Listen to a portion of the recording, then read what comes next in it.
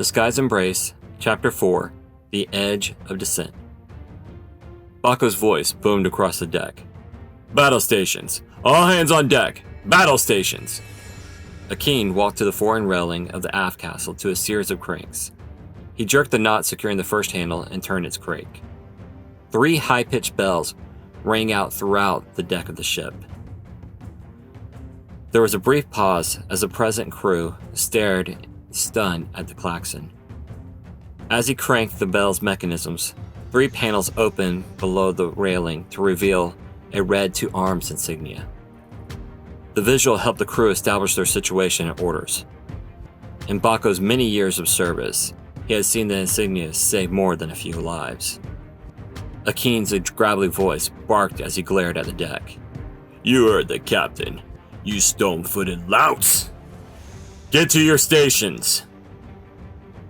There was an explosion of movement as the crew collectively sprung into action.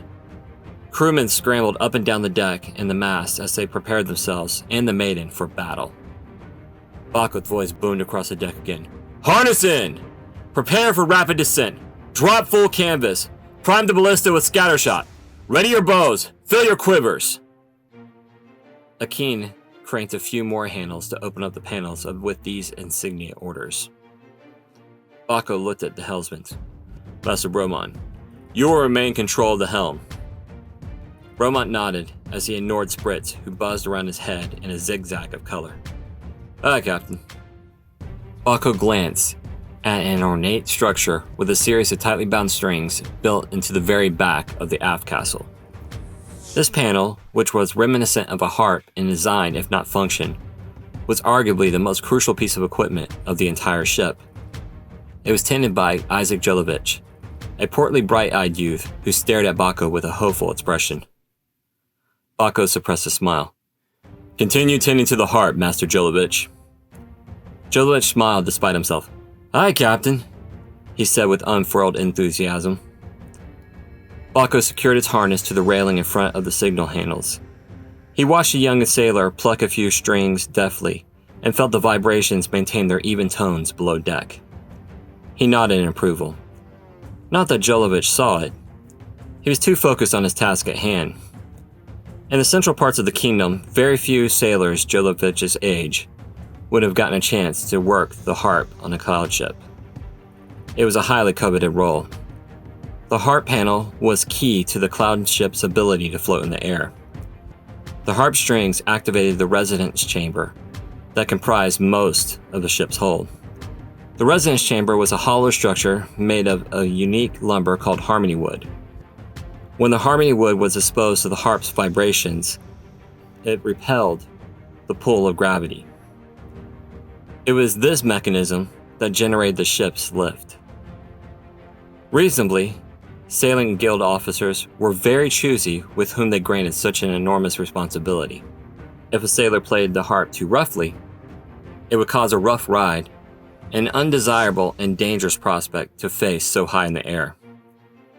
Play it too clumsily, a harpist could damage or even fracture the resonance chamber, or capsize the ship, causing the crew to dangle from their lines or plummet to the land miles below.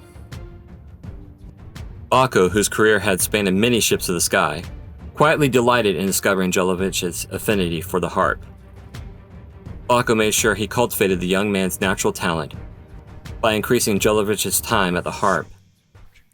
Jelovich, for his part, seemed to bask in it at every given opportunity.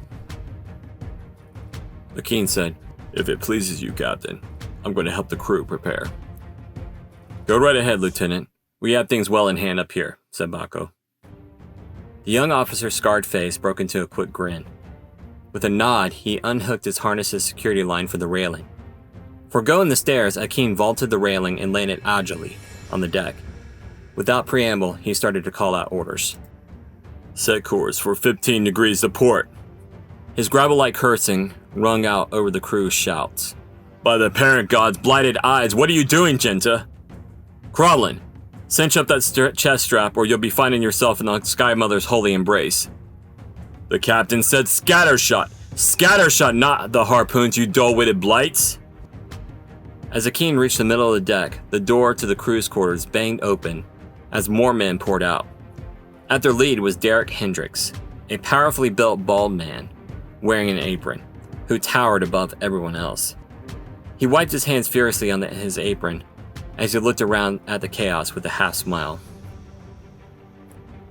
Just behind him was a wiry man with a gray beard and a tangle of braided dreadlocks that reached his back. Unlike the other sailors who typically sported short recurved bows, the older man held a longbow at his side. The weapon seemed to be as much a part of him as his left arm. This was Percival Spindell, who the crew referred to as Spider. Spider spotted Aakash first. He nudged Hendricks and the two headed towards the lieutenant. Spider gave an easy salute. "Lieutenant, you find some trouble for us to handle?" Aakash returned a quick salute. "We just might have, Spider. Think you could handle it?" Spider patted a ballista in the middle of the deck. "I'll see what I can manage." Hendricks cracked his knuckles. "That's what I'm talking about! It's been some time since we peppered the side of something with some scatter shot." Aakash grinned. "Well, try not to enjoy it too much, Derek." Hendricks snorted. "I can't make no promises, sir." The larger sailor then pulled a massive lever at the ballista's side with a loud ka-thunk. He and a few other sailors slid it into a centralized spot on the deck. He engaged the clamps beneath it and looked back at Spider for confirmation. The older man nodded. "That'll do for now." Spider, who had more experience than anyone else, including the captain, at range combat, strode over and inspected another group of sailors, setting up the second ballista on the forward deck. Aakash left them to their preparations. He dropped down a ladder that descended a small tunnel that led to the Maiden's lower deck. As soon as he reached the bottom, Aakash clipped his harness to the guide bar mounted to the ship's belly. He stood on the platform that ran the length of the vessel.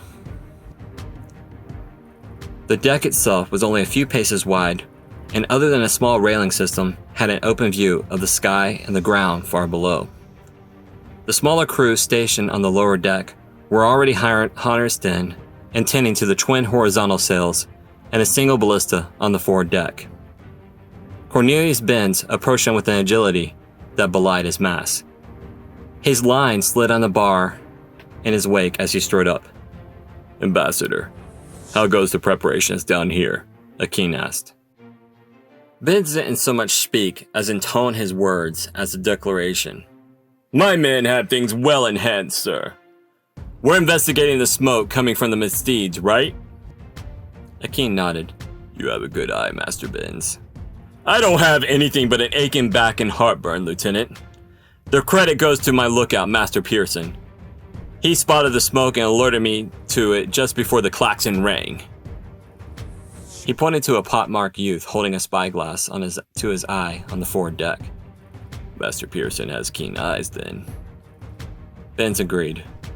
"That he does, sir. He could spot the dimple on a maiden's buttock from a span off." "A useful talent to have," Aakash joked. Benz flung an arm around Aakash and squeezed him tight. "That it is, Lieutenant. But trust me, such attention to details can only lead the surveyor down two paths: trouble or matrimony." "Only two?" Aakash inquired. "It's only one in actuality, my young friend. When it comes to the blessed sex, it's all trouble. Matrimony only makes it a little more sanctioned."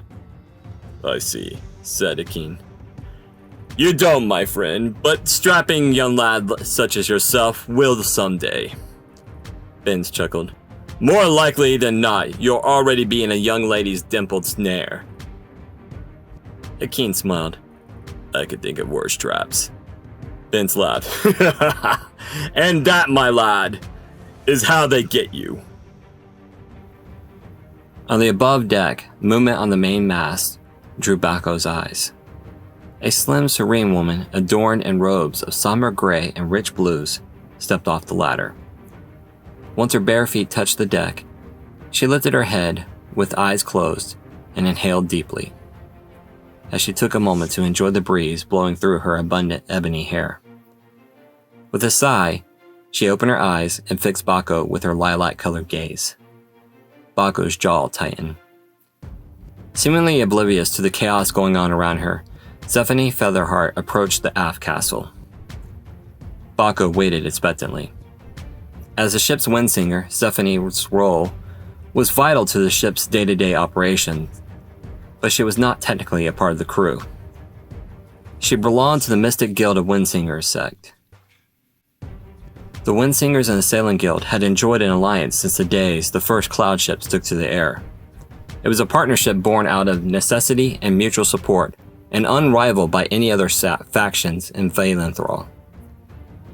The Sailing Guild gave the Windsingers a chance to get closer to their sky goddess, Lysima's sacred realm. In turn, the Windsingers would sing to Lysima and ask her for favorable winds to fill the Cloudship's sails. Still, having someone on their ship that wasn't necessarily subject to their authority did not sit well with some captains, Bako among them. Stephanie regarded him with an open smile that spread across her serene face. She spoke with a soft voice that seemed to be on the edge of a song. "Your crew is in quite a frantic state, Captain Bako."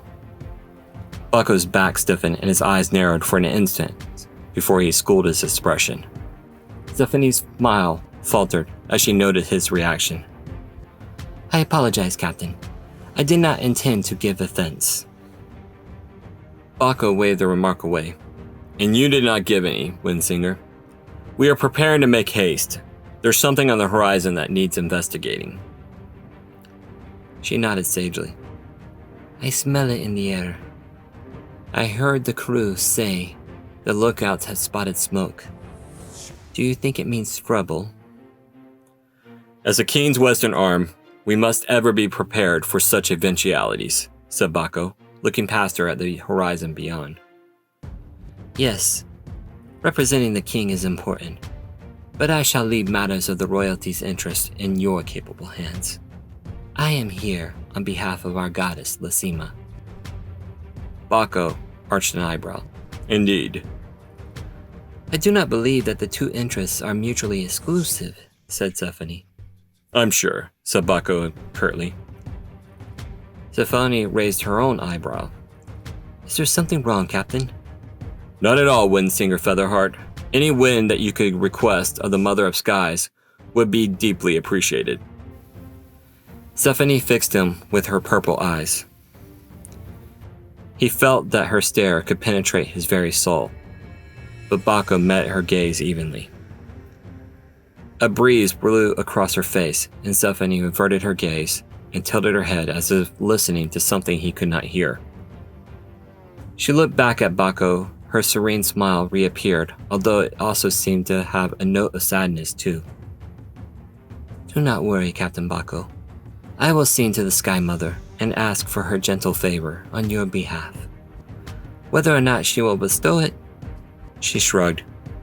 "Lysima exhales her breath where she wills, but I shall ask at your behest all the same." Bako nodded. "Thank you, Windsinger." Stephanie sauntered away with a grace that belied her circumstances.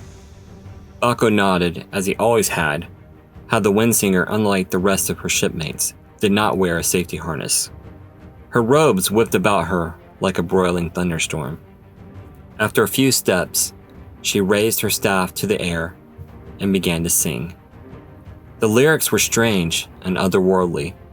Her voice echoed with a peculiar resonance that was beyond the vocal range of her usual tone. The song grew in complexity. Her voice flowed from fluttering wisps like the wings of a butterfly to howling whistles like a breeze through a lonely canyon, only to be punctuated by booming shouts like thunder. Bako watched her performance transfixed as Stephanie's song flowed across the deck. The vane of her windfinder started to turn slowly as the winds at their back began to blow harder. Thank you for listening to this episode of The Sky's Embrace. If you're interested in other works by Christopher Chancy, feel free to check out his website at ChristopherChancy.com or consider supporting him at patreon.com/ChristopherChancy. Until next time, keep your eyes to the sky.